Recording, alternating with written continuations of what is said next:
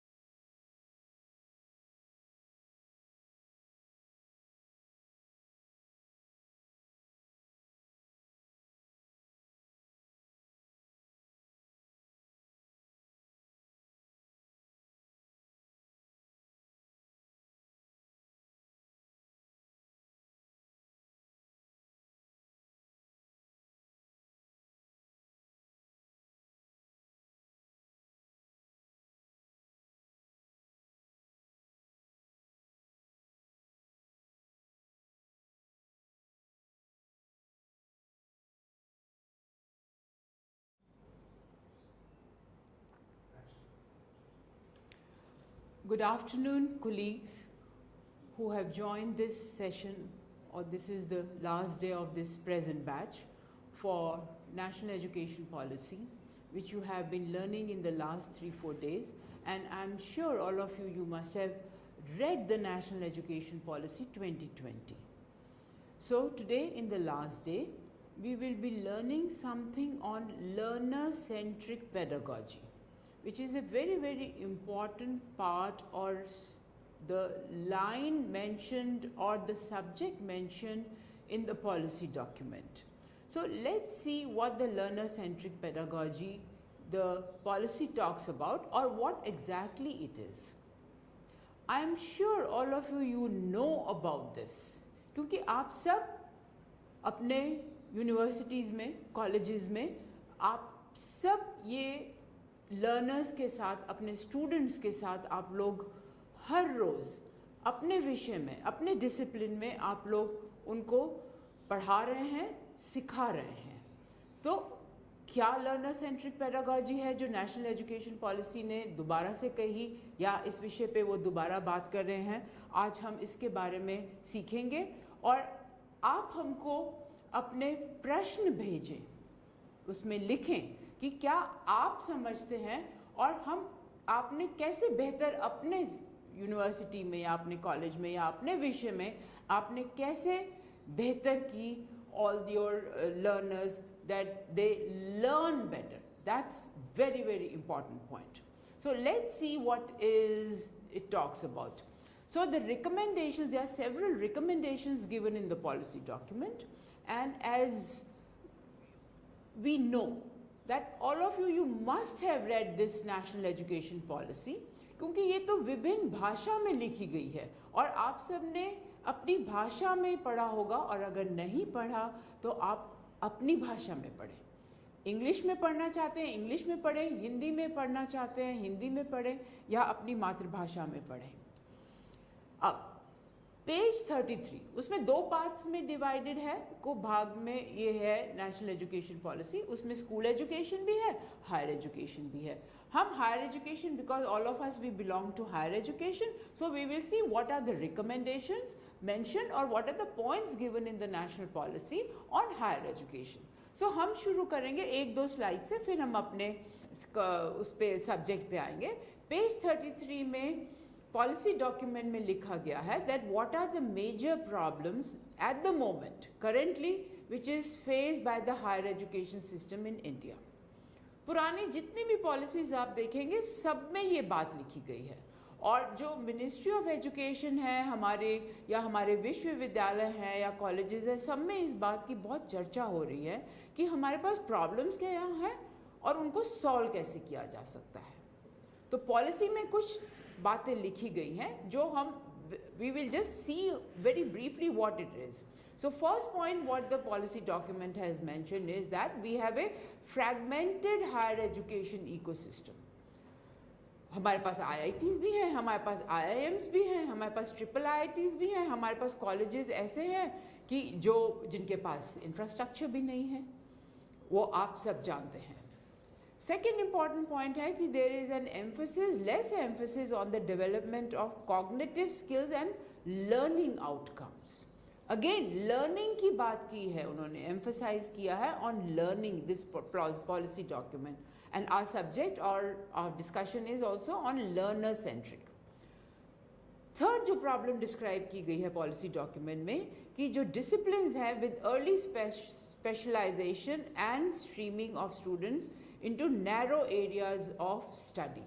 मतलब कि जो हमारा करिकुलम कह लें, हम अपना डिसिप्लिन कह लें, वो बहुत ही सीमित है. नेक्स्ट पॉइंट है कि there is a limited access in socio economically disadvantaged areas. ये भी आप सबको पता है. अगर हम कहें कि एग्जाम्पल लें दिल्ली के यूनिवर्सिटीज़ में, फॉर एग्जाम्पल दिल्ली यूनिवर्सिटी ले लीजिए, JNU ले लीजिए, और अगर हम कहें उड़ीसा में या पंजाब में या मध्य प्रदेश में किसी यूनिवर्सिटी में, वहाँ पे students different socio economic background से हैं, कुछ एडवांटेजेस हैं वहाँ पे, कुछ डिसएडवांटेजेस हैं. और हायर एजुकेशन भी उसमें जो इंस्टीट्यूशंस हैं उसमें भी एडवांटेजेस एंड डिसएडवांटेजेस हैं, और लोकल लैंग्वेज की बात की गई है. नेक्स्ट पॉइंट है limited teacher and institutional autonomy. हम सब जानते हैं कॉलेजेस में, अगर आप लोग कॉलेज से हैं तो हमारे पास टीचर की संख्या एक कॉलेज में कितनी है, स्टूडेंट की संख्या कितनी है. Next point is inadequate mechanism for merit-based career management. That is the another point. And progression of faculty and institutional leaders. Progression of faculty सीमित है. लेक्चरर है, असिस्टेंट प्रोफेसर से एसोसिएट प्रोफेसर, रीडर से professor, वो हमारा जाके वहाँ पे हम रिटायर हो जाते हैं. So it is talking about कि क्या मेरिट बेस्ड कैरियर मैनेजमेंट हो सकते हैं. Very good. क्या हम सीधा लेक्चरर से प्रोफेसर बन सकते हैं अगर हमारे पास वो मेरिट है, उस टीचर के पास अगर ये काबिलियत है तो. Next point is lesser emphasis on research. ये तो हम सब जानते हैं, और नैक जो एक्रेडिटेशन है, बहुत सारी यूनिवर्सिटीज़ को नैक एक्रेडिटेशन मिल रहा है, कॉलेजेस को भी करना है, और मेजॉरिटी देखा गया है सारी यूनिवर्सिटीज़ या कॉलेजेस में ये जो पॉइंट है रिसर्च वाला, उसमें सबसे कम नैक वाले जो है वो नंबर देते हैं. सो जो हायर एजुकेशन का अनदर मेजर प्रॉब्लम इज कि कम रिसर्च है. Here we are not talking about the research, PhD research. We are talking about the systemic research or the other kind of research. Projects हमको मिलते हैं. IITs में आपने देखा है बहुत सारे रिसर्च प्रोजेक्ट्स हैं जो एक्सटर्नली फंडेड होते हैं, पर यूनिवर्सिटीज़ में नहीं है, कॉलेजेस में टीचर्स को वो अपॉर्चुनिटी नहीं मिलती है. Next point is the governance and the leadership of higher education institution. The regulatory system के बारे में इस पॉलिसी डॉक्यूमेंट में बहुत अधिक बात की गई है. एंड द लास्ट पॉइंट जो इसमें कहा गया है कि low standards of undergraduate education. So large affiliating universities हैं रिजल्टिंग इन लो स्टैंडर्ड्स. अगर आप मिनिस्ट्री ऑफ एजुकेशन का हायर एजुकेशन डेटा वाली जो किताब है वो अगर आप देखेंगे तो हम देखेंगे almost 80% of the student enrolment is in under graduate. कोई नेक्स्ट 17% में स्टूडेंट्स हमारे पोस्ट ग्रेजुएशन में जाते हैं और उससे जो 3-4% अगर बच गए वो पीएचडी कर लेते हैं या हायर एजुकेशन में जाते हैं. तो जो यूनिवर्सिटी या जो ये पॉलिसी है वो बहुत ज़्यादा एम्फेसिस कर रही है कि जो हमारे अंडर ग्रेजुएट स्टूडेंट्स हैं which is large in percentage almost 80%, वो क्या है, दे आर अनएम्प्लॉयबल. ग्रेजुएट करके आपने देखा है कि कोई नौकरी आजकल नहीं है, तभी एम्प्लॉयमेंट जो अपॉर्चुनिटीज़ हैं या एम्प्लॉयमेंट है जो कंट्री में उसका हाल आप लोग सब आजकल पढ़ रहे हैं. रीज़न यही है कि जो हमारा अंडर ग्रेजुएट से पोस्ट ग्रेजुएशन में ट्रांजिशन है that is very very large. तो ये कुछ प्रॉब्लम्स पॉलिसी डॉक्यूमेंट में हाईलाइट की गई हैं, पर उसकी रिकमेंडेशंस भी हैं which is listed on page 59. So one of the recommendations in the policy document is कि क्या कर सकते हैं सभी विश्वविद्यालय, सभी कॉलेजेस या दूसरी जो एजेंसीज़ हैं, they can do pilot studies. पहला है pilot studies for online education. Second है to improve the digital infrastructure. आप सबको पता है कि घरों में, यूनिवर्सिटीज़ में, घर में इसलिए कह रहे हैं कि कोविड के टाइम देखा होगा एक मोबाइल है हमारे पास और पढ़ने वाले बच्चे 3 या 4 हैं. पेरेंट्स के पास एक मोबाइल है, उसी से उन्होंने सबने अपना पढ़ाई किया during Covid time. So digital infrastructure is another point which it says needs improvement. Third is online teaching platforms and tools. Next is content creation and digital repository. बहुत हैं डिजिटल repository. अगर हम एग्जाम्पल दें अपना इग्नो का ही, ई ज्ञान कोश है. हमारे सारे जितना भी लर्निंग मटेरियल है वो ई ज्ञान कोश जो repository है उसके ऊपर अपलोडेड है. ये सब आप भी देख सकते हैं. आप जो टीचर्स हैं from formal universities, you can just click on eGyanKosh IGNO and you can have that access to that digital repository. Next point है virtual labs.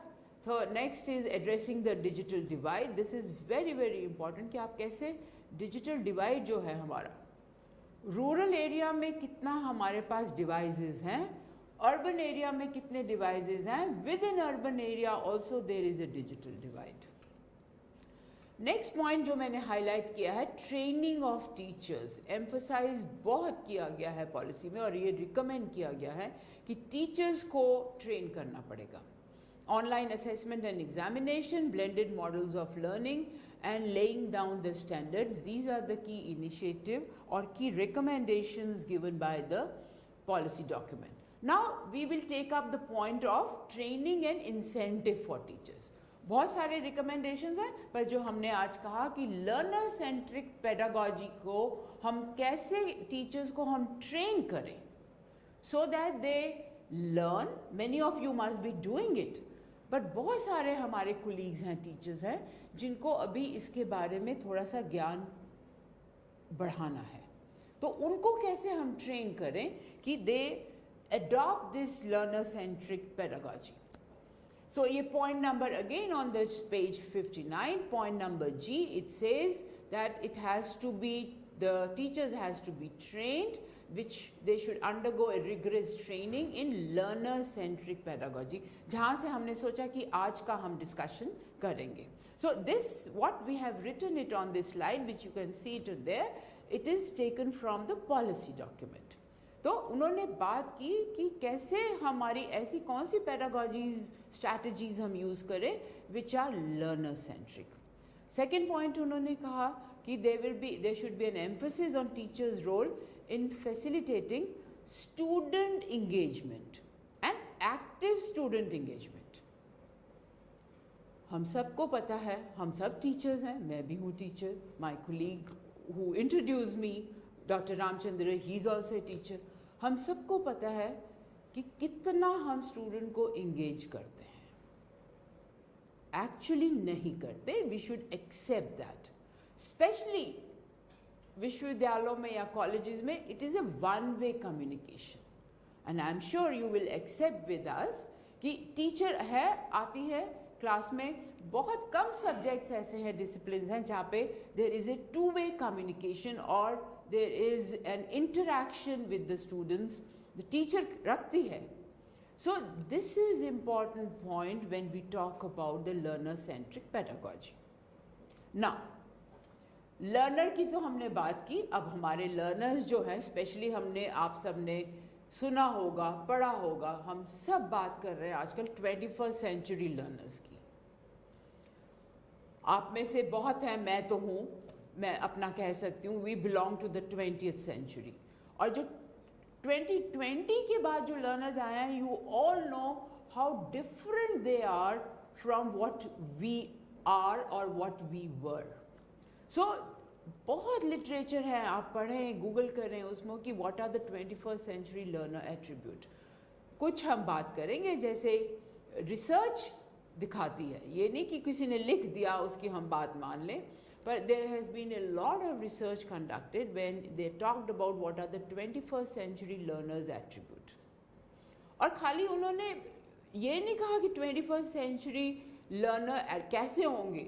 लोग तो अब बात कर रहे हैं, इंटरनेट पे देखेंगे 21st century classroom कैसे होंगे. हमको याद है, हमारे तो टीचर आती थी, जब हमने पढ़ाई की और क्लास में सिर्फ एक ब्लैक बोर्ड था, स्टूडेंट्स बैठे हैं, टीचर आके क्लास में पढ़ा के she used to go. But आजकल तो क्लासरूम भी चेंज हो गए. So lot of things have changed. Now what are the 21st century learners attributes, आपको खुद को पता है, क्योंकि आप उन स्टूडेंट्स के साथ you are dealing every day, and not even in the classroom, our children also at home, they are 21st century learners. Firstly, they are, what are the attributes? Firstly, they are very independent. ये आप सब आई am sure हमसे सहमत होंगे, उनको dependency कहीं नहीं है उनके पास. They want to do things on their own. Second है, they are risk takers.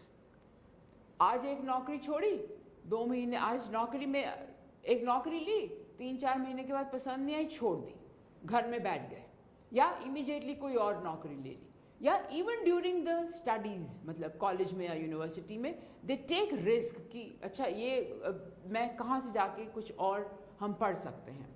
They are take natives, क्योंकि 21st सेंचुरी में 2020 में अगर if they are born after 2020, so they are born with the technology, which when we were there, हम लोगों के पास तो computer ही नहीं था, मोबाइल तो दूर की बात है.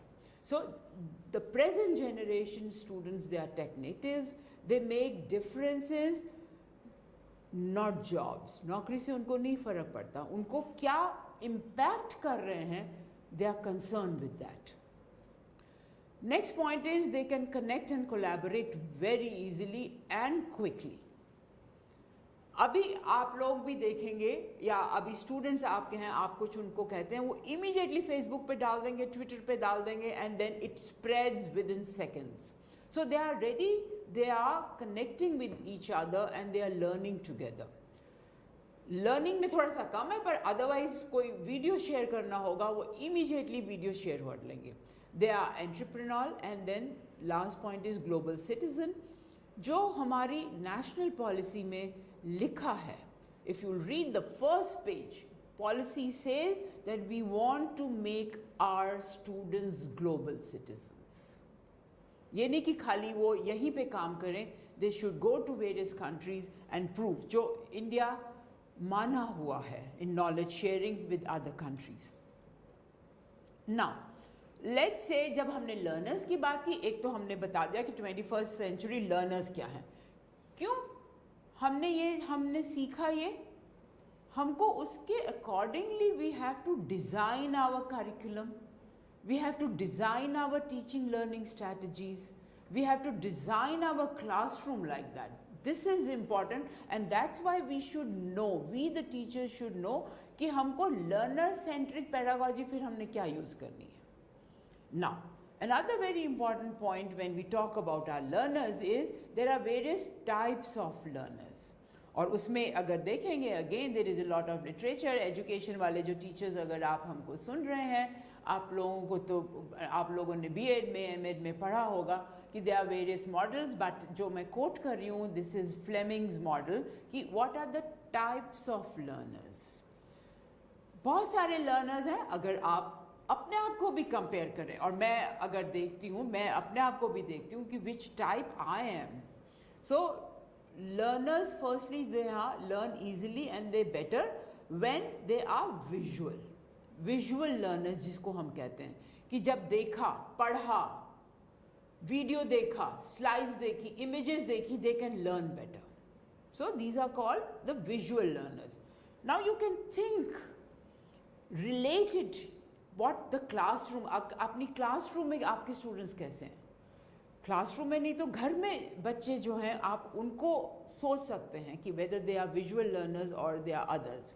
तो second type of is the auditory learners. When they listen they can learn better. मैं अपना बता सकती हूँ, एग्जाम्पल दे सकती हूँ. गाना सुनती हूँ रेडियो में, 1 मिनट में याद हो जाता है. And it's must be true with all. Classroom में टीचर को लेक्चर सुना, कई स्टूडेंट्स होते हैं, कई लर्नर्स होते हैं, उनको एकदम लेक्चर जो है वो याद हो जाता है.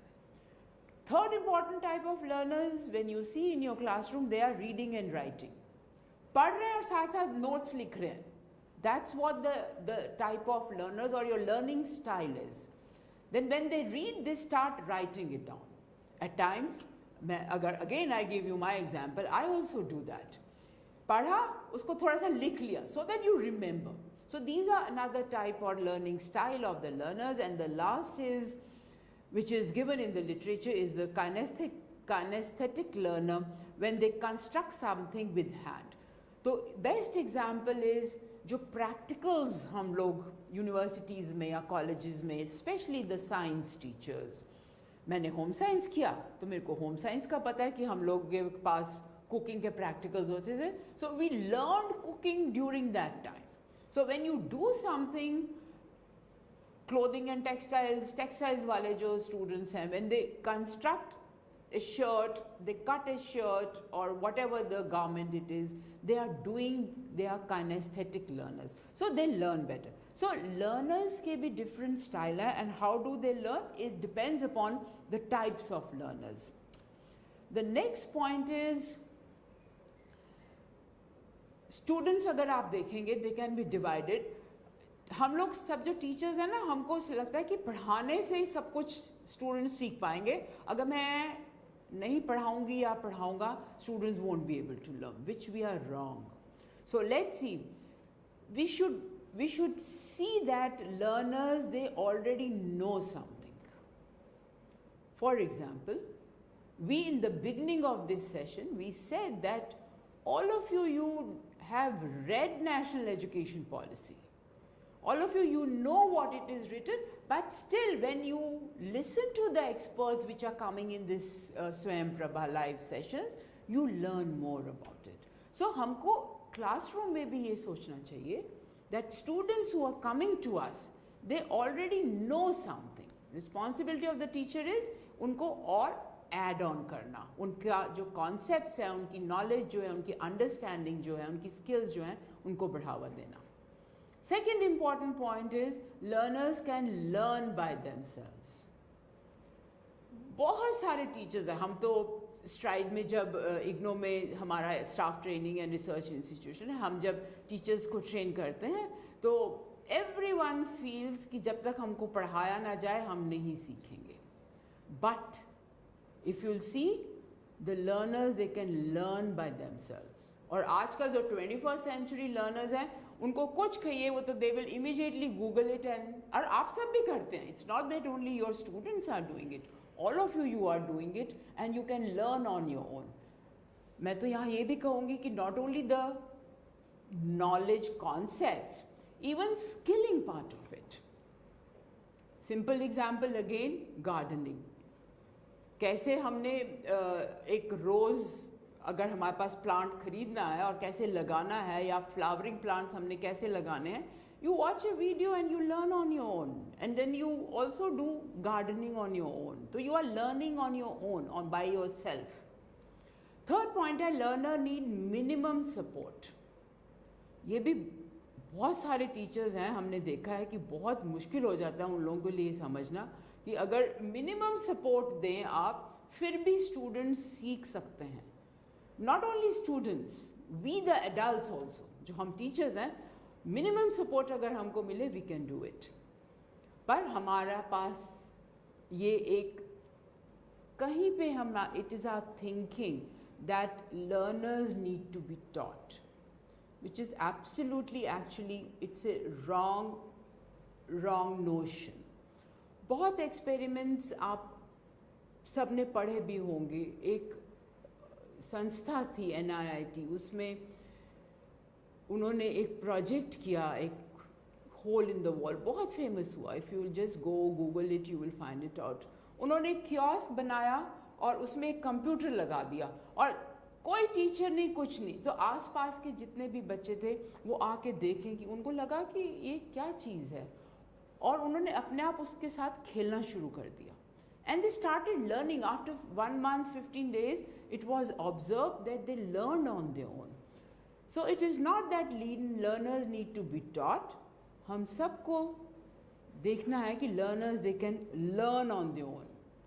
अगर हम इस धारणा से जाएंगे so you will see how easy our classroom teaching learning transaction will be. Next, policy document में लिख तो दिया learner centric pedagogy. What is pedagogy? Education वाले जो teachers जो हमारे साथ आज जुड़े हैं, they know what pedagogy is, but maybe other teachers, those who are from various other disciplines, क्योंकि उन्होंने B.Ed नहीं किया हुआ, maybe those who have done B.Ed, they understand this, what the word pedagogy is all about. So pedagogy, अगर हम कहें, it's a simple term, it's art and science of teaching and learning. So it's how do you teach basically. And उसके साथ आजकल बहुत again research हो गई है. We are talking about andragogy कि adults कैसे सीखते हैं, pedagogy, self-directed learning, and so on and so forth. We will not get into the detail. Google it, read it. I am sure you will learn more about this. Now, हमने learner सीख लिया, हमको पता है what does we mean by centric, and we know what pedagogy is. So literature has defined learner-centric pedagogy, which is an approach.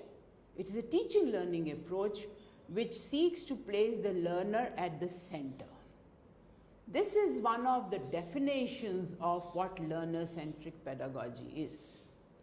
और ये आप सब ने देखा है कि हमारा जो एजुकेशन पॉलिसी है, CBSE हो, NCERT हो, UGC हो, all those organizations, they are shifting from teaching to learning.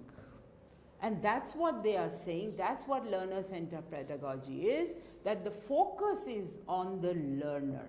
Is the whole learning process में हमारा focus क्या है? Learner है. So, the traditional teacher जो है center pedagogy in which learners passively receive information from teachers. बहुत सालों से ये हो रहा है. So, there are two different terms basically. Learner-centered pedagogy and traditional teacher-centered pedagogy. बहुत institutions में, बहुत universities में अभी भी teacher-centered pedagogy चल रही है. It is still prevalent. But all of us, we the teachers, we have to shift from teacher pedagogy, teacher-centered pedagogy to learner-centered pedagogy. So let's see what are some of the characteristics of the learner-centered learning or pedagogy. Firstly, one of the important characteristics is that we need to engage our students. Engagement of students during the classroom, during the learning process is very, very important. I will not repeat again because I have said several times, हमारे traditional classrooms में there is no engagement. But some of the institutions, some of the universities, when they interact, they are interacting with the students, they are making the students engage. That is one of the very, very important characteristics of learner-centric pedagogy.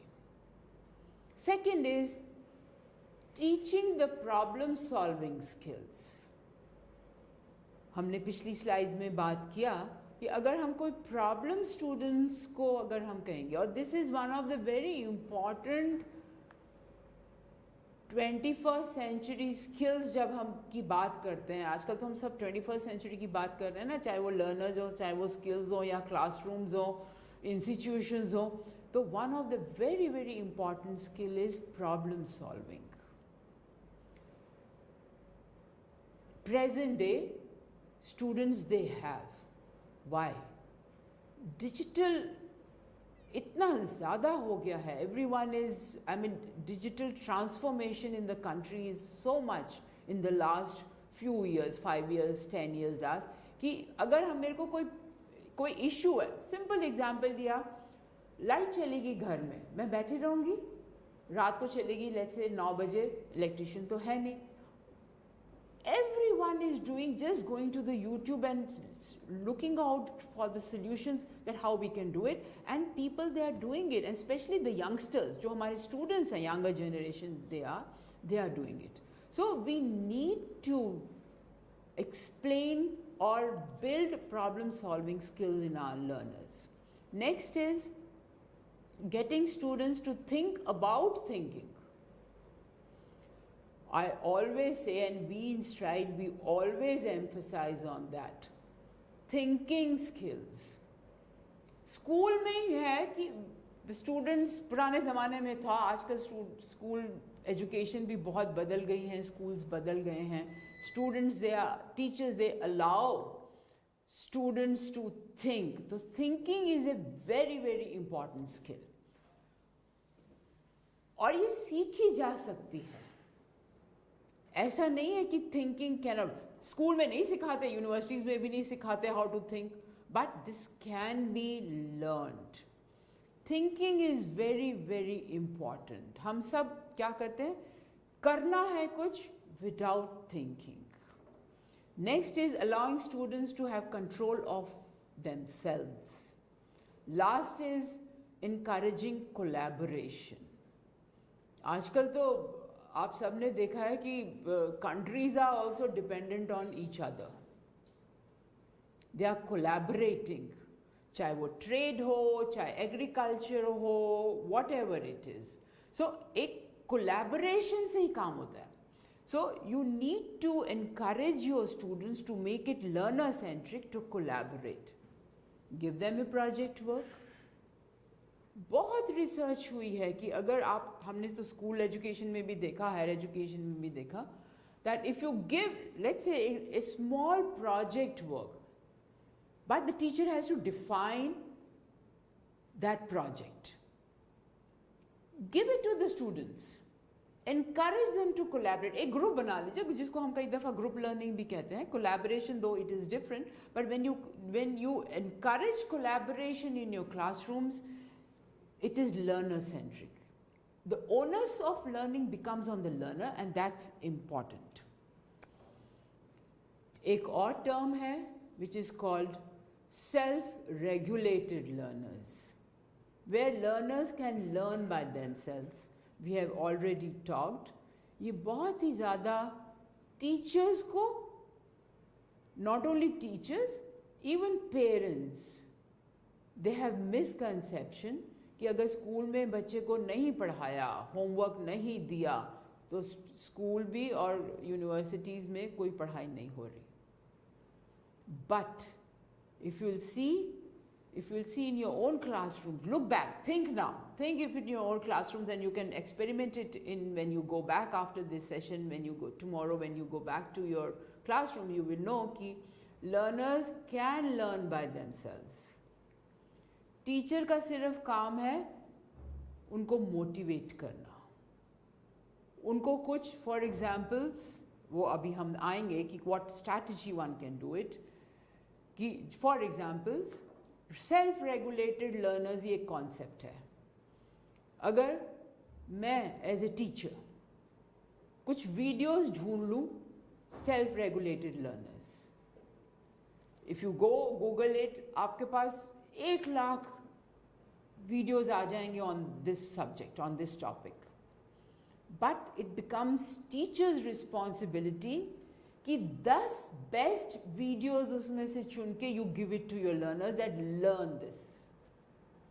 आप देखेंगे students वही खाली 10 नहीं, बाकी के भी आपको आके next day they will come and talk about it with you as a teacher and also with the colleagues. So self-regulated learners is a very, very important learner-centered pedagogy. So what are the various models अगर हम कहें of self-learning? Firstly, read on your own, do research, which as we said earlier and all of you know is not at all prevalent in our education system. Research is not, again I said PhD or not here talking about some project. Ask your students to do some sort of research. एक Google में search करना is also a type of research. मैंने अभी जो example दिया कि I as a teacher, if I have to find out 10 best videos on self-regulated learners, I have to do some research. So that's another model of self-learning, and when you do that, you are learning on your own. और हमको तो जब हमने IGNOU join किया तो ODL में open and distance learning में तो यही सिखाया गया कि जो डिस्टेंस लर्नर्स हैं, आजकल तो सभी डिस्टेंस लर्नर्स हैं, it is not only that in open universities we are self learners, but even in the formal system it's all self learning. So research is very, very important. Next is reflect. सिर्फ what we do these days कि पढ़ लिया, exam दे दिया, that's it. Reflective thinking, when we talk about, that's missing, and that's what it is. The policy says these points. जब हमने when we are reading, researching, reflecting, and the next point of the self-learning is उसको routine में लाना, which is called routinize. Routine में आप कैसे लेके आएंगे कि it becomes a permanent, sustainable learning, which we call, and then you do a reform. इसके लिए क्या चाहिए आपको? You need a learning environment. बहुत हमने भी देखा, आप लोग ने भी देखा, if you go to the rural schools or even to universities or colleges, fan नहीं है रूम में, रूम का इंफ्रास्ट्रक्चर खराब है, टेबल चेयर टूटे हुए हैं. सो द 21st सेंचुरी की जब हम बात कर रहे हैं, बहुत सारा लिटरेचर है उसमें ये बात कर रहे हैं कि अगर हमारा लर्निंग एनवायरनमेंट ठीक होगा, the students will be able to learn much better. So what are the two essential conditions? One is your environment, and the second is important is every learner, every individual has a different learning path. सबका अलग अलग है सीखने का तरीका. So those are the two important, and then that's what it is called a learner-centric pedagogy. Another concept which has been taught, maybe just one or two more slides, and then we will take up your questions. आपके कोई questions हों तो आप ज़रूर उसको YouTube पे लिखें या आप उसको SP Live पे आप लिखें. We will be answering those questions. Another concept which is very much in use these days, और बहुत research हुई है. The presentation जो हम SP Live पे कर रहे हैं ना, various resource person जो आपके साथ बात कर रहे हैं, we all talk based on research. बहुत सारा literature देख के all the resource persons they are working on that. Another which we call it as a self-organized learning environment. हमने अभी learning environment की बात की, कैसा होना चाहिए. So students they learn if necessary learning environment is given to them. Then the students they explore and they discover the knowledge. Exploration very, very important as a very learner-centric pedagogy. Again, I will repeat, many universities, many colleges, कहीं ये सुविधा नहीं है कि students explore कर सकें. Learners, they learn better if they are learning in the groups, if they have accessible, if they are accessible to good quality learning material. तभी जब हमने डिजिटल रिपोजिटरी की बात की, उसमें नेशनल पॉलिसी में बात की है उन्होंने वन पॉइंट दैट स्टूडेंट्स को, हायर एजुकेशन स्टूडेंट्स को अच्छी क्वालिटी लर्निंग मटेरियल को एक्सेसिबल कराना है. अगर आप देखेंगे मेडिकल स्टूडेंट्स और engineering students, even others also, take any discipline, biology, chemistry, बहुत सारी बुक्स अवेलेबल हैं मार्केट में, but they are very expensive. तो जो स्टूडेंट्स जो कई अफोर्ड कर सकते हैं, कई नहीं अफोर्ड कर सकते, तो जो अफोर्ड नहीं कर सकते आपको कहाँ से पढ़ेंगे? They will not have any accessible to the quality learning material. So उन्होंने डिजिटल रिपोजिटरी की बात की, ओपन एजुकेशन रिसोर्सेज की बात की in the policy. So students can learn when they have good accessible quality learning material. And the last point when we talk about self-organized learning environment is that these students, they need encouragement. Students kya? I think we as adults, I as an adult, we also need encouragement. Hum sabko na, it motivates us. It impacts our learning if a teacher or the community or the parent or your peer group even also, they give you encourage or they encourage, and that helps in learning. Quickly we will move on to the next point, collaborative learning. We have already discussed that this is a kind of a approach jahan pe the groups, they enhance their learning. Within the group, students enhance their learning because they are working in a group together. Reflective thinking, we have already talked about. Reflection, जब हमने बात की थी self learning की, कि when learning is active and reflective, when you are doing something and then you are reflecting on it. बहुत सारे हम लोग हैं सिर्फ पढ़ लेते हैं, उसको reflect, जिसको हम, जो पहले हम बोलते थे ना रट्टा मारना, कि रट लिया और जाके एग्जाम में हमने उसको रिप्रोड्यूस कर दिया, वैसा लिख दिया हमने. Not that. One has to read, learn and reflect about the doing and then rethinking about what has to be done. That's the new age और new century, 21st century pedagogies which we talk about. Last point, आप सबने सुना होगा, flipped classroom is another important strategy or the learner centric. When we gave it an example कि अगर हमने कल session लेना है on self regulated learner, तो आज मैं पहले as a teacher I will identify 10 videos, I will give those links to the studios, to the students. वो घर से सीख के आएंगे, देख के आएंगे videos. That's called flipping. So आजकल ये बहुत ज़्यादा जो है एज ए स्ट्रैटेजी कॉमन हो गई है in the teaching learning process. Flipped classroom, where you are your learning design. हम बीएड में सीखते थे, एक डिज़ाइन बनाते थे हम, उसका हर एक क्लास में जब जाने से पहले हम एक डिज़ाइन बनाते थे जिसमें हम लिखते थे what are the objectives, general objectives or precise objectives, recapitulation and so on and so forth. That was the design, but we are talking about the learning design where sequence of learning events is flipped.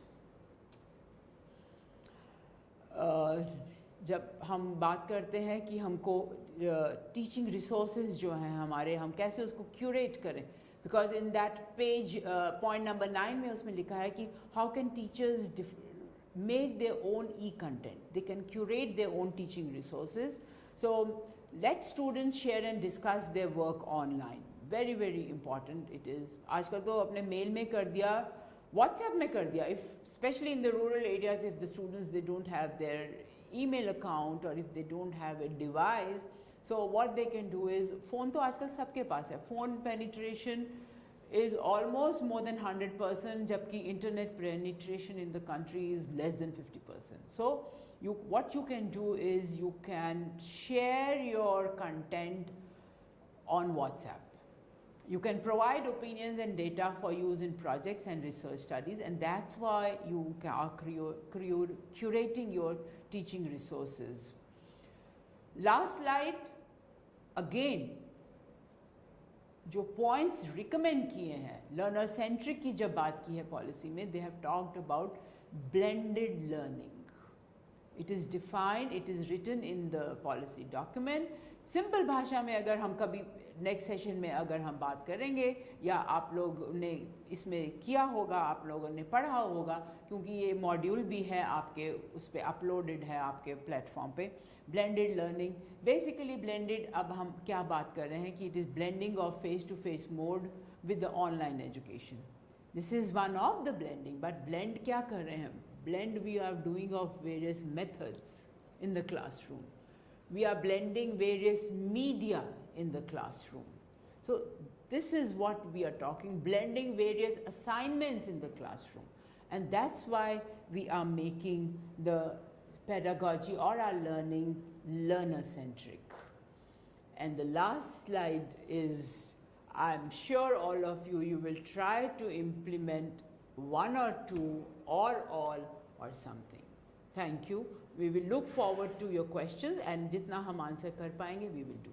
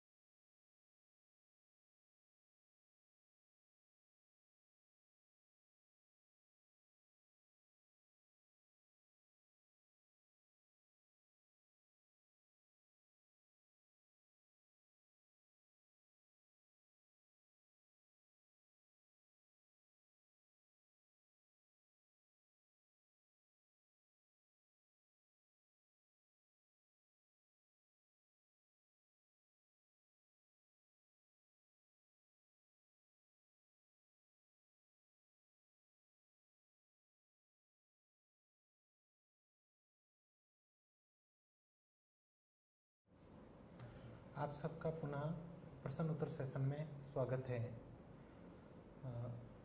Madam, पहला question है, in the present situation of higher education how do you define the new learners? हमने बात किया था new learners की, जो हम बात कर रहे थे कि 21st सेंचुरी लर्नर्स जो हैं, new learners are called 21st century learners. तो आपने देखा कि आप सब भी, अगर हम अपना एग्जाम्पल भी लें, जो यंग टीचर्स हैं, they are different from some of you, the teachers who are got education or you passed out from the various universities maybe in 90s or 80s. और आज के जो हमारे लर्नर, हमने कैसे सीखा था और आज हम कैसे सीख रहे हैं, बहुत ज़्यादा ये इम्पॉर्टेंट है. और सबसे ज़्यादा न्यू लर्नर्स की एक जो वो एट्रीब्यूट है, या हम कहेंगे कि वो एक कैरेक्टरिस्टिक्स है, दे आर डिजिटल. उनको यूट्यूब पे सर्च करना आता है, फेसबुक पे उनको खाली यही नहीं कि पोस्ट करेंगे कि कहाँ गए थे या कहाँ पे उन्होंने क्या देखा. They are doing, they are asking questions also. Many of you, they are doing on Facebook, they are doing on Twitter, through Twitter.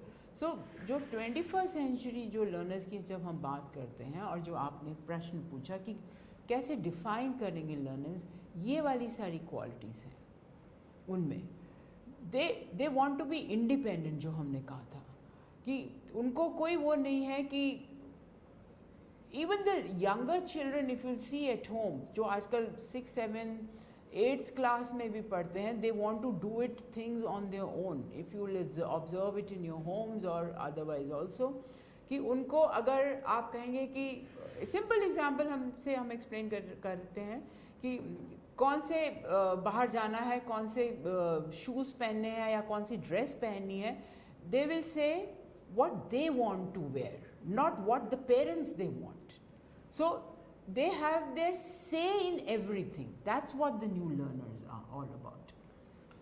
Thank you ma'am. दूसरा जो क्वेश्चन है वो है formal education system and ODL दोनों में learner central pedagogy में क्या अंतर है?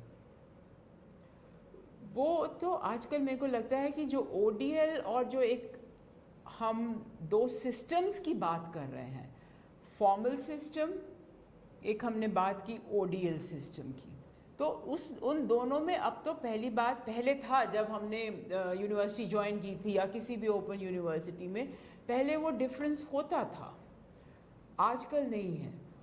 All formal university children these days they are learning through ODL mode. ठीक है, अभी भी वो लोग कॉलेज जाते हैं, यूनिवर्सिटी में जाते हैं, उनका एक प्रिसाइज टाइम टेबल है, चाहे 10 बजे शुरू हो क्लास, चाहे 9 बजे किसी की यूनिवर्सिटी शुरू हो, 4 बजे ख़त्म हो या 1 बजे ख़त्म हो, still they are going to a university. But जो लर्निंग है उनकी, still teacher is there, but जो लर्निंग उनकी ज़्यादातर जो हो गई है, that they are learning on their own, क्योंकि वो खाली अब टीचर के ऊपर डिपेंडेंट नहीं है। वो टीचर जो क्लास में सिखाती है या सिखाता है, when they go back to their own homes, they make their own notes. Library जाते हैं, आजकल तो इंटरनेट है, तो इंटरनेट पे गूगल करके वो सीखते हैं, और ओडीएल लर्नर्स भी वही करते हैं। ओडीएल लर्नर्स में सिर्फ डिफरेंस ये है कि उनको लर्निंग मटेरियल जो है उनको मिल जाता है, उनकी काउंसलिंग सैटरडे संडे को होती है, या ऑनलाइन जो हम बात करते हैं, ऑनलाइन लर्निंग की जो हम बात कर रहे हैं, उसमें सारा आपका मटेरियल, आपका जो लर्निंग मैनेजमेंट सिस्टम है उसके ऊपर है, वीडियोस हैं उसके ऊपर, आप डिस्कशन फोरम करते हैं। तो जो आपने कहा, पूछा कि फॉर्मल और ओडीएल सिस्टम में आजकल क्या है, there is a difference, but आजकल जो सीखना है, जो लर्निंग है, I think it has become just one. Teachers, चाहे आप अपने students, whether they are checking with their और taking support from their peer group, और they are going to their encyclopedias or YouTube or whatever it is, whatever tool they are using, they are learning, both formal students, those who are in the formal universities, or if they are in the open universities, or even if they are taking any course online. अगला question में मैं, एक teacher student centric education के लिए social media का उपयोग कैसे कर सकता है उचित तरीके से? स्टूडेंट सेंट्रिक एजुकेशन के लिए एक टीचर बेस्ट सोशल मीडिया का बेस्ट उपयोग, मतलब टीचर कैसे वो उसको वो कर सकता है, यूज़ कर सकता है? Very easy. आप सब ने देखा होगा, let's take an example of a Facebook. सभी होंगे आप लोग, आपके स्टूडेंट्स भी होंगे, पर majority of the time what we do on the Facebook is that हम ये लिखते हैं कि आज हम कहाँ गए, हमने क्या देखा, and so on and so fourth. But आपका ये जो NEP वाला कोर्स है, जो प्रोग्राम है जिसमें आप लोग एनरोल हुए, आपने देखा होगा कि ये कितना फेसबुक पे प्रमोट हुआ है, कितना जो रीजनल सेंटर्स हमारे इग्नो के हैं उन्होंने कितना प्रमोट किया, स्ट्राइड ने कितना प्रमोट किया, and many of you must have joined this NEP programme by looking at this, है ना? आपने किया था, हमने किया उस पर NEP को promote. This is the teachers responsibility, वो कैसे स्टूडेंट्स के, क्योंकि आप कितना भी नंबर ले लेंगे, आप उसको लाइक करेंगे आप, और एक के बाद दो के बाद, वो तो लैक्स में आजकल या थाउजेंड्स में जाता है ना आपका लाइक्स। तो this is the responsibility of the teacher कि आप पहली बात आप उसको एजुकेशन में यूज़ करें। अभी तो हम सिर्फ एंटरटेनमेंट में यूज़ कर रहे हैं, but it's very important how do we use it in the education, and one can do it instead of just getting into कि भाई कहाँ गए कहाँ नहीं या ये देखा हमने, हमारे फैमिली में कौन है, फैमिली में क्या हुआ था, शादी हुई थी या बर्थडे पार्टी हुई थी, not that. We can use these social media, Facebook है, Twitter is very important. If you see the Ministry of Education का Twitter देखिएगा, it tells you, it gives you a lot of information. बहुत सारी, आप लोगों की भी university में अगर आप अपनी वेबसाइट, यूनिवर्सिटी वेबसाइट में जाएंगे, उनकी यूनिवर्सिटी वेबसाइट में भी फेसबुक है, उसमें भी ट्विटर है आप लोगों का, तो और आपको बहुत सारी इंफॉर्मेशन वहाँ पे। It's just that the teacher has to make an initiative. So social media एक तो ये हो गया। दूसरा जो हम आजकल मोबाइल की जब हम बात करते हैं, तो मोबाइल तो बहुत ही कॉमन हो गया, व्हाट्सएप उसमें से और ज़्यादा कॉमन हो गया। All of you, you teachers, you must have made your groups on the WhatsApp. You must be communicating with the students. हम तो करते हैं कि कब असाइनमेंट सबमिट करनी है, या ये वाला कॉन्फ्रेंस कब है, या आप ये वाला वीडियो देख लें, उसका लिंक भेज दिया, या आप ये लर्निंग मटेरियल पढ़ लें। I am sure all of you must be doing it. तो सोशल मीडिया आजकल बहुत ज़्यादा इम्पॉर्टेंट हो गया, and you can also think of it, can give some examples कि आप भी कुछ, आप you, I know my colleague doctor Ramchandra, he is very active on social media. फटाफट कोई ट्रेनिंग प्रोग्राम किया, उसकी सारी रिपोर्ट, उसकी इंफॉर्मेशन, या I mean just another example, what in stride what we do is कि कौन सा ट्रेनिंग प्रोग्राम नेक्स्ट ऑर्गेनाइज करना है, we just make a poster and then circulate it on Facebook, जिससे आप लोग सीखते हैं और आप लोग उस ट्रेनिंग प्रोग्राम में आप अपने आप को एनरोल करते हैं। That's what how social media is used in education. धन्यवाद मैम। आज जो मैडम का टॉपिक था उसमें मैडम ने बहुत अच्छी जानकारी दी और आप सब लोग लाभान्वित हुए होंगे। आपके लिए आज से डिस्कशन फॉर्म के टेस्ट और फाइनल टेस्ट ओपन कर दिया गया है। स्वयं प्लेटफॉर्म पे आप लेफ़्ट साइड में नीचे जाके पहले डिस्कशन फॉर्म के MCQ अटेंड करिए, फिर उसके नीचे फाइनल टेस्ट का, और 21 अप्रैल आपका लास्ट डे है। धन्यवाद। Thank you.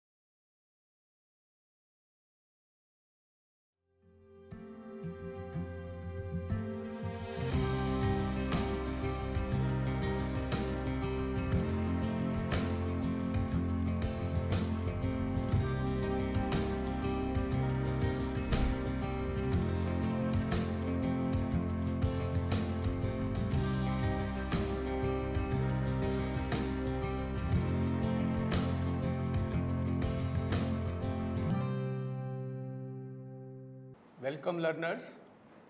Today we are going to talk about the perspectives relating to multidisciplinary education and also how it is going to affect our learning space. For me, I am currently working as director of this institute, which you could see from this visual, and this was one of the first inter-university center to look at the fundamental question that what is the building block of matter.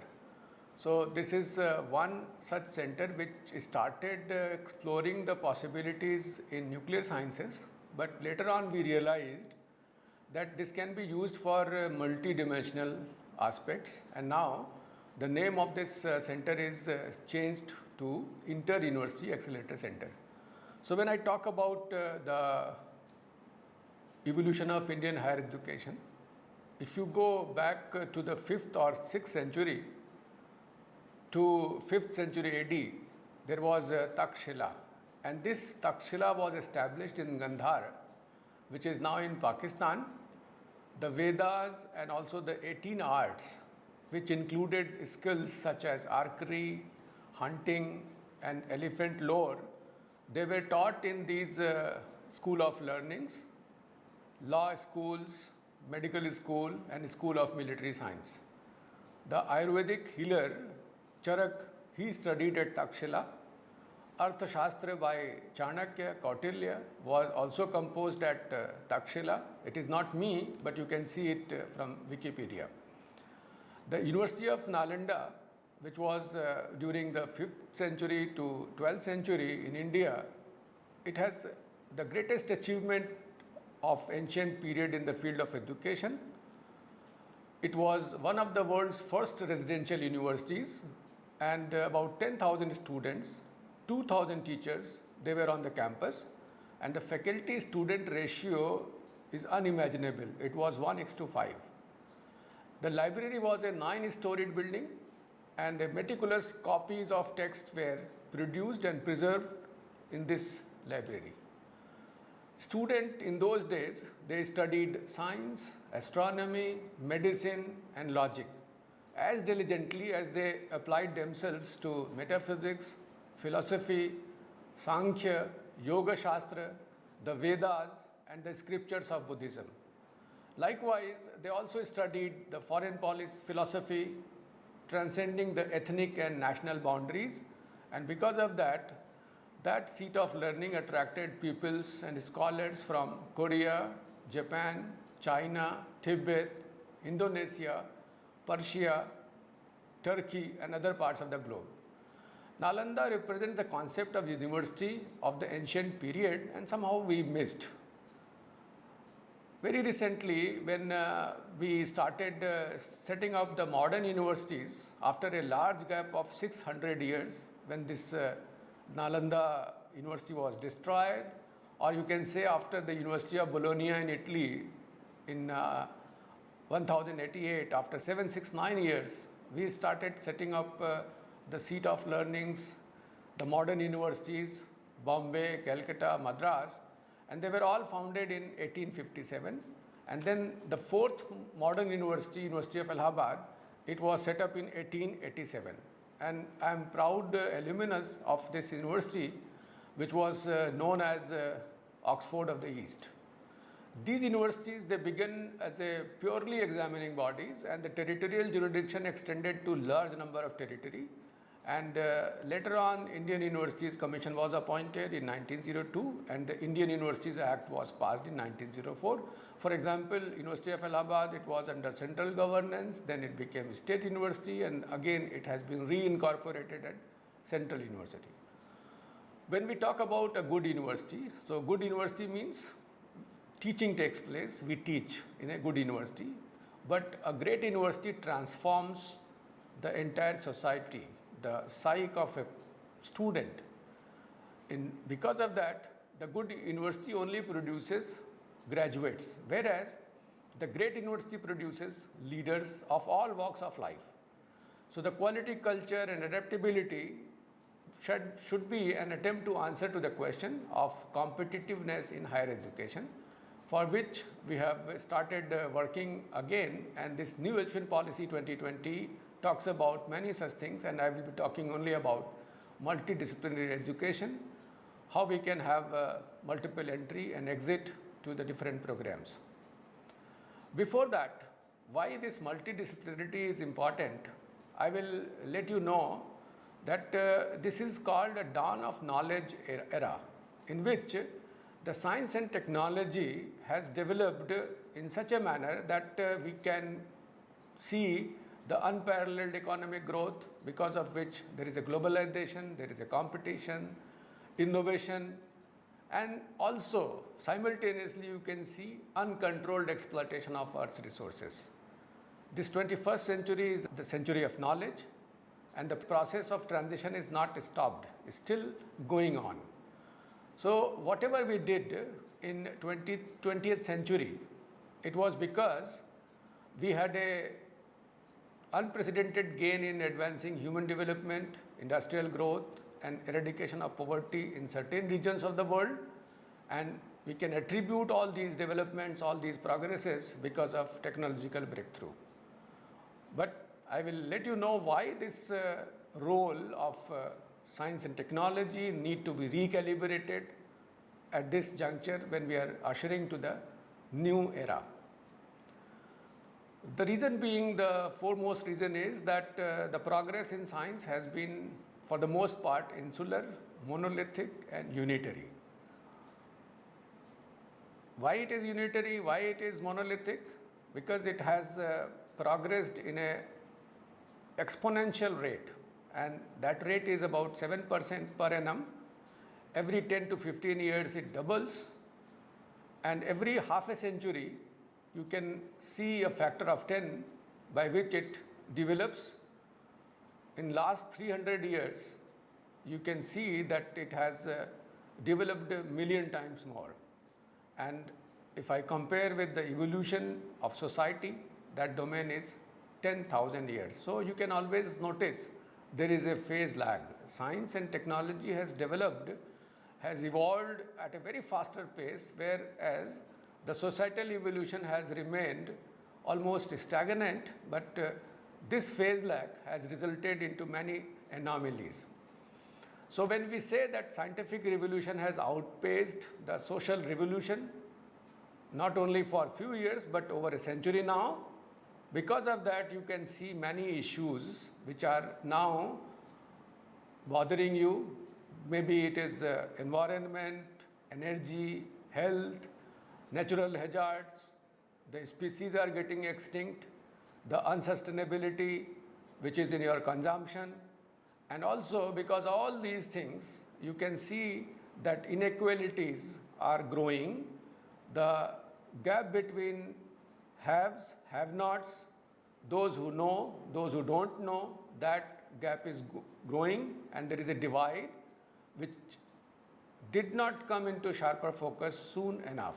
And because of that, the paradox of our time is that despite the fact that we have spectacularly advanced in science and technology, the economic progress is unprecedented, we have improved in the quality of life, the inequalities which have grown up, because of which the knowledge divide is there, and because of that you can see many of the part of the world is troubled.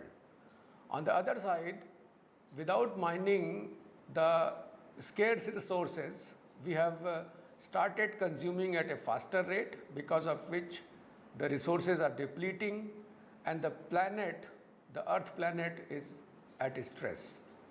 And in very recently, this IPCC that was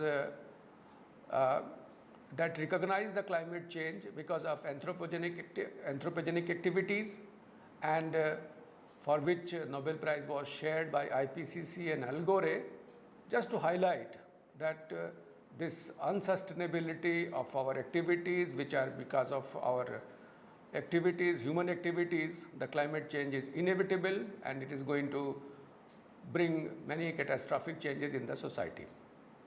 This is one such example. If you visit any part of the country, you will find the water bodies which are at distress. None of the water bodies, the rivers, they are in the pure state of the form, and because of overconsumption, they have become unsustainable. Many of the cities across the world, even Delhi, that becomes gas chamber. It is difficult to survive in those days when the humidity and also this fume, the gas exhausts keep people bothered. The air quality becomes poorer, and sometimes it also helps many such problems which are due to this. So what we call, these are the effluents of the effluent. What we can do without using the single use of plastics, we are using without knowing how this is going to affect the environmental pollution, how the environment is going to get degraded, And very recently you might have also come to know that there was a foam which was floating when Eastern India people, they wanted to have a festival in Yamuna. So Yamuna was converted in a different, like we used to say it is foam filled with the foam. And many of the rivers, for example, Varanasi is known because there are two rivers, Varuna and Assi. Assi river is almost converted as a nala. So that is another issue which is bothering you, and we have to be mindful. The other important thing is the health and human being, they are affected because of epidemics, because of several terminal diseases, and because of the quality of life. The aging population is on the higher side, but we are not able to sustain their activities, and this is one such area in which we need to worry, and that is many of the species, they are getting extinct. So why this is happening, we need to look at this part, and because of that we have to have the phase lag which is there between societal lag and also societal evolution, and also the technological development need to be minimized to make people understand that we have to work for the sustainability of this earth. Another important dimension which has been added is because of the shrinking time domains. Way back in 1830, when Faraday discovered about the Faraday's law, it took more than 50 years to get it implemented in terms of some kind of technology, electricity. The DNA model which was proposed by Watson Crick, 20 years took for genetic engineering to take forward. Very recently, when carbon nanotube by Ijima came in 1991, within 10 years it got implemented in logic circuits. So what you can notice that in the last 30 years, and if we compare the last 15 years, 5,000 years, the last 30 years are the years which have generated more new information as compared to the previous 5,000 years. So that is another area in which the time domain has shrunk, and you could see the number of different revolutions which took place when mechanical production started, the first industrial revolution, then second industrial revolution, then the third industrial revolution, and now we are at the brink of the fourth industrial revolution, which is based on cyber physical systems. So at the end of 18th century, this industrial revolution 1.0 came.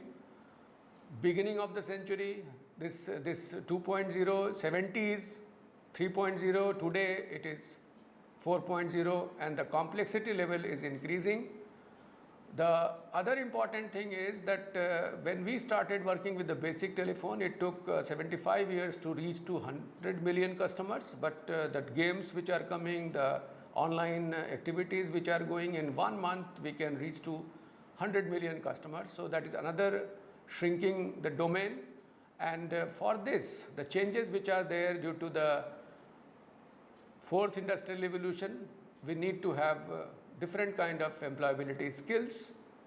So these skills are necessary to survive in 21st century, because the trouble which is there, the troubled world, because of this knowledge gap, because of the galloping consumption. So the violence and terror, changing skill sets, the employability requirements, lifelong learning necessity, changing the learner profile, be it family structure from joint family to nuclear families to large number of demographic dividend which is due to, which gives you the adolescent concerns, and also the growth of knowledge which I have just exemplified, the changed work environment, people have become tech savvy.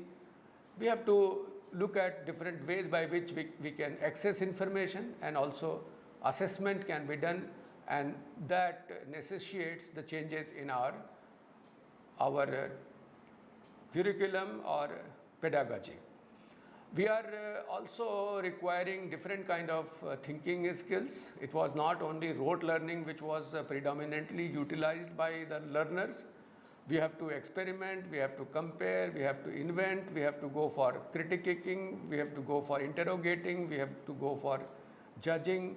So these are some of the higher order thinking skills which need to be worked out, and you could see the earlier pedagogy heavily relied on the lower level of competencies, that was remembering, understanding, applying.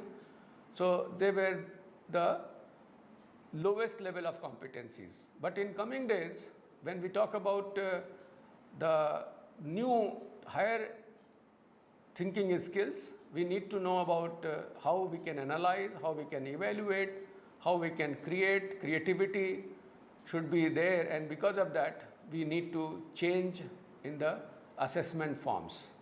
And for that, the focus in the new age science is not only addressing human needs and concerns, but also there are many opportunities which are described in form of UN Millennium Development Goals, for example, hunger, health, education, environment, that are linked with the global change research programs, that is climate change, energy issues. So the education system should be geared up to take the challenges so that this Millennium Development Goals can be attained.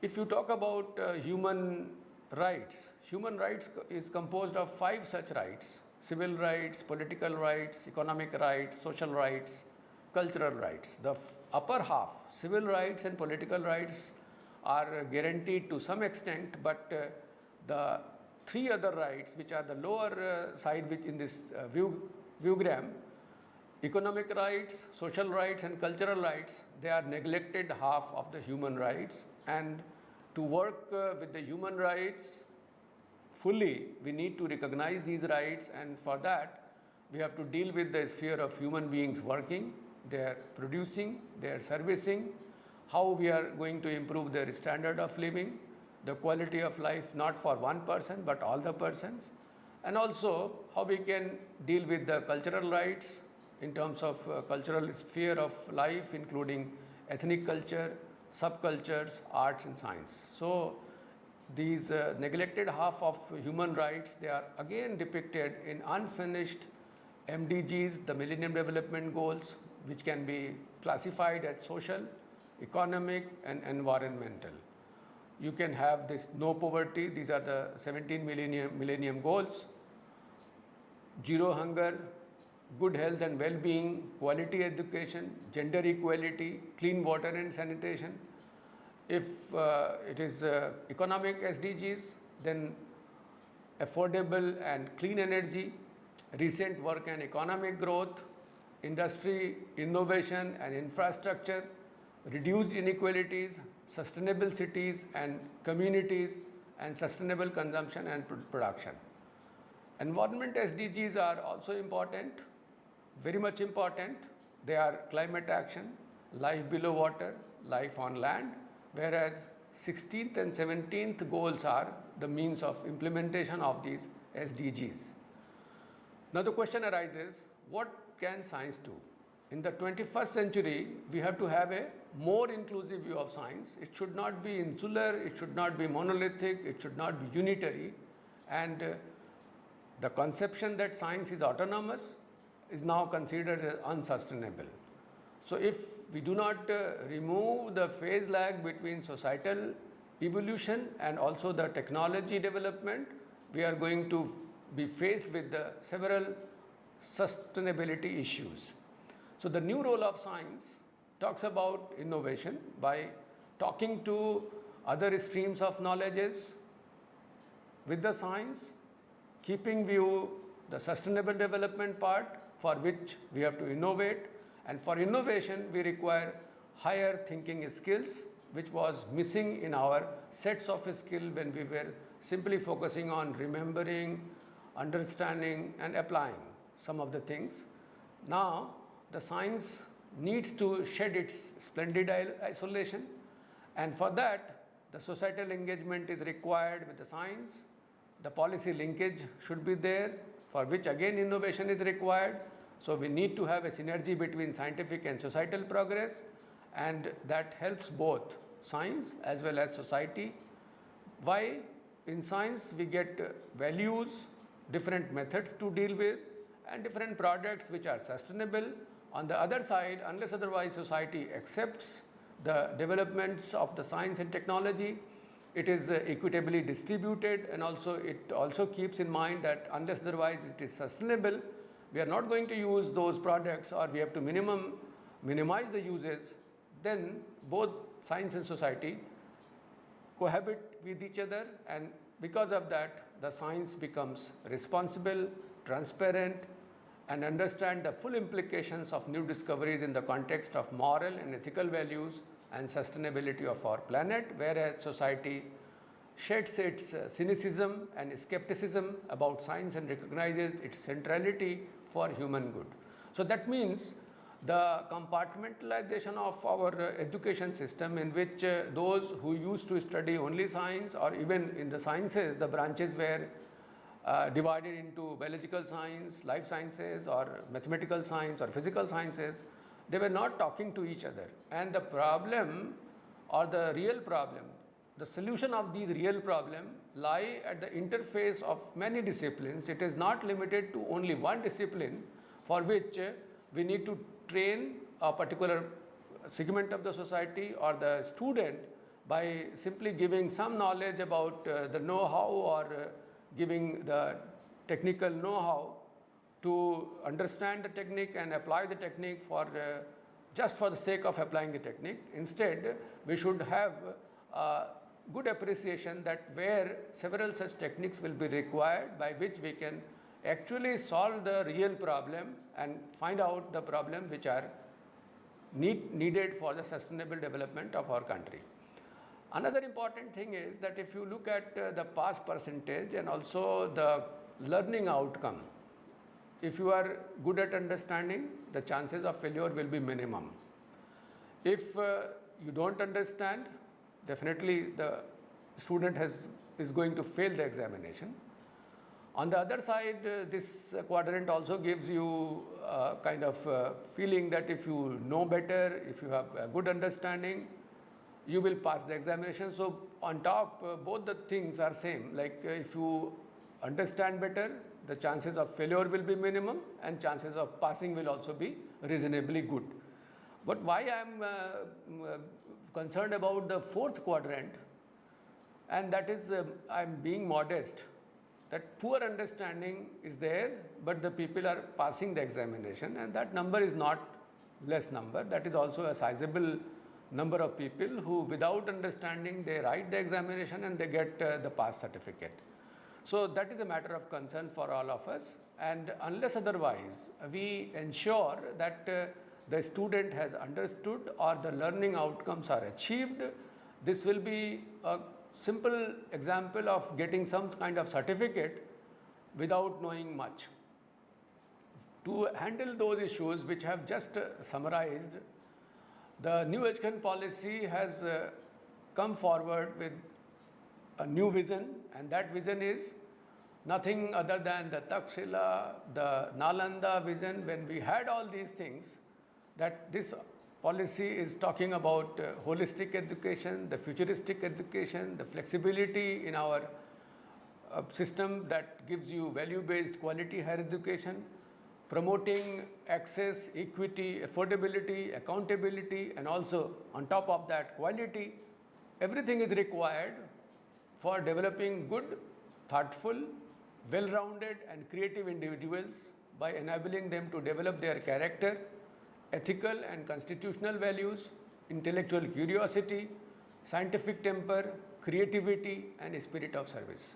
So if these are the attributes which are there, then only we can think that our education system has resulted into a student who is a good human being and can be considered as global citizen. So the concept of Vasudhaiva Kutumbakam is only possible if we have well-rounded individuals who are trained for their values, for their all-round development, with having all kind of intellectual curiosity, and that is what is needed out of this system.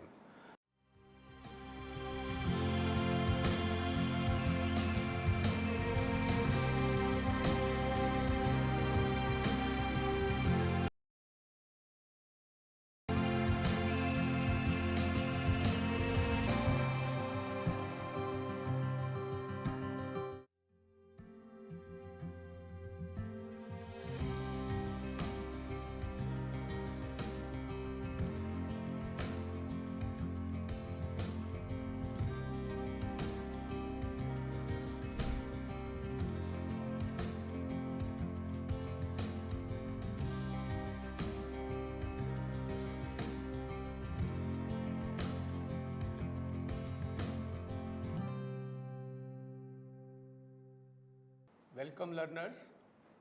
Today we are going to talk about the perspectives relating to multidisciplinary education and also how it is going to affect our learning space.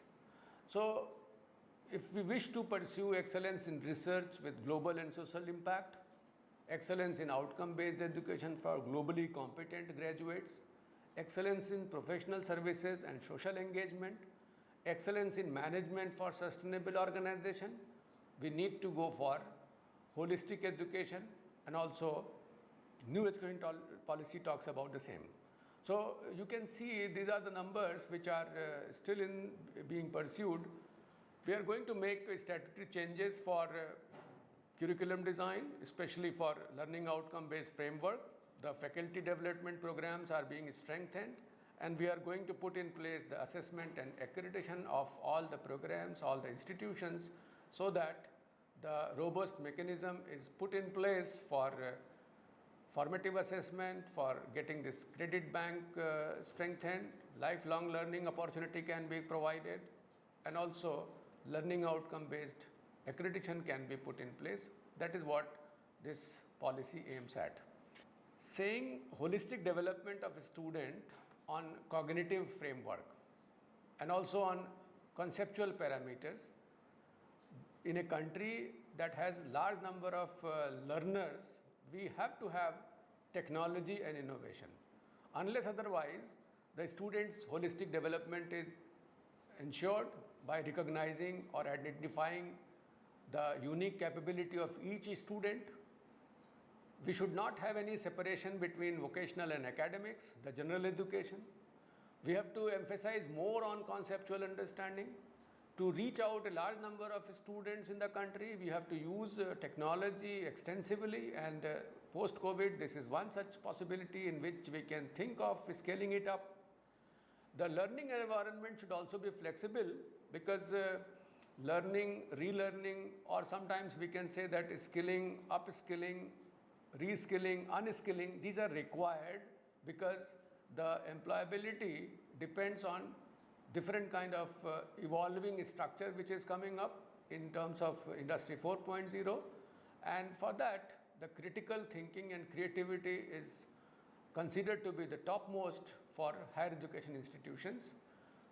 Should not be limited only to the low level of competencies. We should move to high level of competencies, and then only we can have respect for diversity and for the local concept. So there must be the concern for inclusion in curriculum, pedagogy, and also the policy. The quality is one such important framework which need to be emphasized, and be it institutions, be it your pedagogy, be it the learning system, the learning communities, everywhere, entire framework should look at the universalization. There must not be a gap in knowledge or a gap in the performance in one spatio-temporal frame. For example, in one part of the country, if we are lacking in quality, we are not doing justice to the HEI. And for that, we have to start understanding what the differences are there in different kind of educational strategies. We were teacher-centered till date, but we should go for student-centered. Whatever a student requires, we have to provide them. For example, there are issues relating to the problem-based issues, the information gathering, only we are collecting information and passing it on to the students, the learners. The discipline-based curriculum is again kind of impediment for the problem solving issues, so we should have integrated approach. Community based, what the community needs, accordingly we have to provide them all those things. We need to put many electives depending on the requirements of a learner, the employability skills which he need to put in emphasis, that should be given, and also systematic strategies regarding the other forms of learning should be put in place. And in that sense, the descriptors for learning outcome progression is, from a curriculum, we should know what is the course learning outcome, what is the program learning outcome, how the graduate profile shall be populated based on these learning outcomes. And this framework talks about everything, the outcomes and also the supporting assessment evaluation ways by which the feedback is provided through improvements so that the mission can be achieved for the course's learning outcomes, the student outcomes. If we clearly define what is the program outcome, what is the course outcome, and they are assessed not summative assessment but by way of formative assessment, the student can improve and student can move towards the higher level of competencies, and this is what is required, for which the continual quality improvement is a must. From student side, it is not that only HEIs depend on the instructors. The student should also participate as an active learner, and they should come prepared for each class. So for that, the flipped classroom can be an opportunity for them, so that beforehand they have gone through the video lectures or the material, and then they are clearing the doubt inside the class, or they are discussing the things from the perspective of high level of competencies instead of going for the rote learning. So they have to contribute by teaching others, they have to actively participate, they have to take risk, they have to learn from instructors and sometimes classmates. Generally, learning takes place outside the classroom when we discuss, when we resolve some of the issues which we could not understand during the class. The ethics is also important because we have to respect, we have to trust, and we have to be open. If we don't know something, definitely we have to come out and we have to tell that this part is not known to me. And also, the learning commitment is there, only then you can go for the continual improvement. This action learning formula, action learning is having several such components. Acquiring knowledge is one part. Sometimes when we learn accidentally, so that is called experiential learning. We have done something, we have noticed that by doing this we get this kind of change. We work in a group and then we learn in that group, and then sometimes some complex problems are given. For solving those problems, if we have insightful questioning, if suppose I am asking the same question which is there, which is already been asked in your question papers, the student will never ever go for insightful or active learning way. So learning occurs through program knowledge, which is already there in form of your curriculum. Traditional instructions are the routine questions: describe this, explain this, state and prove something. But on top of that, at least 30% of the question should come from insightful questioning, which is new to the learner, new to the examinee in the classroom. So in a program outcome, I will list about A to K: ability to acquire and apply fundamental principles, capability to communicate effectively, this is the core. Even if you are graduated from a good institution, you need to communicate effectively. Acquisition of technical competence in specialized areas, ability to identify, formulate and model the problems, and then find solutions, not necessarily only engineering solutions, but many other solutions are there. Ability to conduct research in chosen field, understanding of importance of sustainability and cost effectiveness, which I have already just explained why this sustainability is important. Understanding and commitment to professional and ethical responsibilities. Because this is I 4.0, we are going to work in a virtual space, so we have to have the ability to work effectively as an individual, as a member, as a leader in a team, and sometimes the team is a virtual team. Ability to be multi-skilled engineer or good technical knowledge, management, leadership and entrepreneurial skills. Awareness of the social, cultural, global, environmental responsibilities as an engineer and also as a professional. Capability and enthusiasm for self-improvement through continuous professional development and lifelong learning. So these are A to K, these are considered to be the program outcomes, and we have to translate these in terms of our own curricula or own subject. I have taken example from engineering background, but it can be for different disciplines as well. So in case of outcome-based education curricula, it is the program objective, the program outcome, the course outcome, and performance indicators need to be spelled. It is objective and outcome driven. It is not that something is memorized and at the end you get score 100% marks or 90% marks, but you don't know how to solve the problem.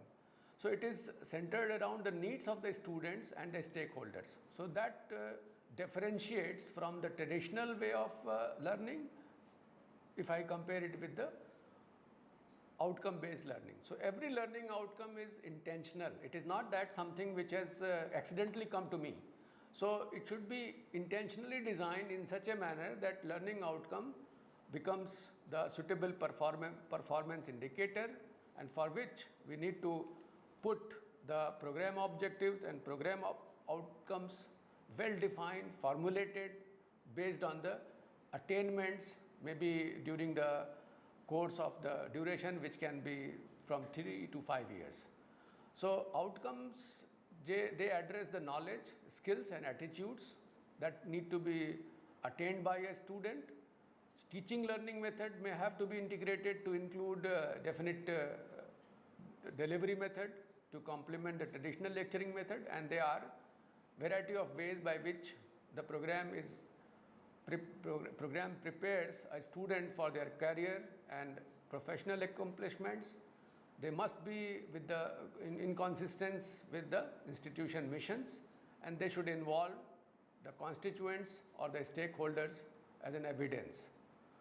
So program outcomes, which I have just listed, skills, knowledge and behavior attitude, the outcomes are from A to K. What we have decided in our curriculum, the multiple entry, multiple exit, that first few years after your graduation, the graduates need to perform certain actions, certain jobs, certain activities, and they are equipped with all those tools, all those skills which are required for the local needs or global needs, or from the viewpoint of the vision of institution, or for different kind of stakeholders, those who are going to employ you or for whom you are going to work. So the PEOs, which are program educational objectives, they are feedback format. We collect the data from stakeholders, whether that particular student has fulfilled those requirements or not, whether he is employable to your institution or not, to what extent they have attained those PEOs, what kind of review, what kind of mid-correction is required so that the quality can be put in place. And this is again because of this Washington Accord, this accreditation agencies of the country, they are based on attributes. National Board of Accreditation, they look the possibility for learning outcome based accreditation of the programs. So if you talk about the different levels of Bloom and the program outcomes, I have taken few examples. If I go by the basic things like remember, understand, apply, analyze, evaluate. So these low level of competencies, remember, understand, and then on top of that you can apply, you can analyze, you can evaluate, you can define the program outcomes, that where we are going to apply the knowledge, how we are going to solve the problem, how we are going to design or develop the solutions, and that solutions are not only limited to one particular discipline, but it is lying on the interface of many disciplines, and for that we need to involve many disciplines in the curriculum. And we are supposed to get assessed the program as well as the course. Student surveys are done, the individual and focus group interviews takes place, peer evaluations, self-evaluations, student profiles. Variety of ways are there by which we can assess the success of outcome-based education, for which we have formulated one national higher education quality framework for making it globally recognized and there are different levels which demand different kind of skills. For example, level 5, level 6 to level 10, different kind of skills and their composition is required. At level 5, we may be only interested in cognitive skills that are required to identify, analyze and synthesize information from range of sources. Whereas at level 10, that is PhD, the cognitive and technical skills, they are required for conceptualizing, designing and implementing research to generate original knowledge. So you can see how these different skills that are required to perform and accomplish tasks vary from level 5 to level 10. And if it comes to the definition of the qualification which you will be getting at different levels, so level 5 means UG certificate, which is 1 year duration, number of semesters may be 2. So that is what is prescribed and that is going to be implemented as National Higher Education Quality Framework. 6 is UG diploma, 7 is the degree which you get, bachelor's degree, honors or research, then 8 PG diploma, 9 is master's degree, and 10, level 10 is doctoral degree. So the conventional degree 10 plus 2 plus 3, after that we used to had this BSc of 3 years, MSc of 2 years and PhD of at least 3 years, that has been given or split for different entry and exit, for which the credit requirements are also prescribed. The type of qualification and the credit requirements for different levels is also described, and this is entry, exit, re-entry and lateral entry kind of thing, in which after entering into higher education institution, after level 5 you can exit, after level 6 you can also exit, and there is a possibility at entry again at 5 level through different verticals. If you are coming from a vocational education stream, if you are coming from a skills framework, you can get inducted into general education and vice versa. So that is what the framework prescribes you, and the efforts are being made to synchronize the skill quality framework with higher education quality framework, how they are going to get in sync, so that from one vertical to other vertical people can move, people can acquire some skills, can get some general education coursework from a university, from an institution, and the importance shall also be given to vocationalization of education, in which the practice-based curriculum, the mapping of local opportunities, courses to be offered through open distance mode, and exposure to all the vocational education can also be given to different learners. Lok Vidya, many of the things are there as a treasure in our cultural system, which we do not know how to use that Lok Vidya. That will also be made accessible to the students. The skill framework, which I have just given a framework by which we can have a lateral induction from one set of education system, from a skill framework to vocational to general education, that is also a possibility. And vocational craft, that is internship opportunity for any student who is in grade 6 to 8. They can go for different kind of vocations, be it carpenter, gardener, potters, artists. The idea behind this kind of integration is that we take a degree. Suppose I have graduated in physics, but I do not know how to change the bulb, how to make simple corrections in our electrical circuitry. So that is sometimes ridiculous, and that part need to be addressed. If I have trained somebody, have given some degree, so that graduate should justify, should be capable of having all those skills which are needed to resolve a problem which are there beforehand. So this is a schematic in which you can see, which is in the form of regulation issued by UGC, and you can see the 3 verticals which are there: the skills, vocational and general education. So we have given importance to prior knowledge. So recognition of prior knowledge is there. Some quality packs are being developed, so that if you have acquired some vocational skill, vocational education from somewhere, or you have a skill education, you have got something, or you are knowing something from your past experience, that can be counted and you can laterally get inducted into the general education system. I have given the credit details and also the hours which are required, years which are required for getting those credits, so that you can get at least something in your hand after completing 1 year, 2 year, 3 year, 4 year, which are in terms of level 5, 6, 7, 8, 9, 10. Way outcome based accreditation is why it is required, because we have to have our employable people, employable student from the perspective of global citizen. So the globalization has brought in a clear shift from education as transmission of expert knowledge to education as building learner competencies, for which learning to learn and keep learning across your entire life. So again I will repeat that learning, relearning, sometimes unlearning, and that is possible if you can skill yourself, you can upskill yourself, you can reskill yourself. So these are some of the things which need to be put in place in such a manner that entire of your lifelong learning activity, you can enjoy the learning things and also contributing to economic value in a meaningful way.